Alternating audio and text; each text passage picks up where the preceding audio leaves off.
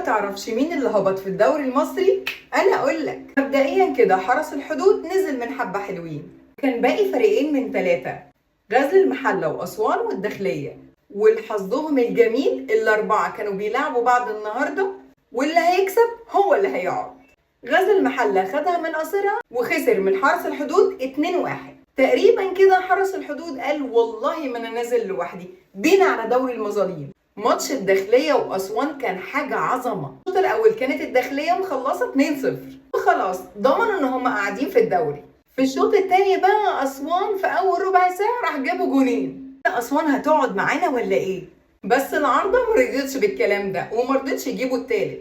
أسوان قعدت تهاجم باقي الماتش بيموتوا على الكورة. بصراحة شابوه رجالة أسوان. وفي آخر دقيقة من الماتش الداخلية ادت أسوان رصاصة الرحمة وجابت الجون الرابع.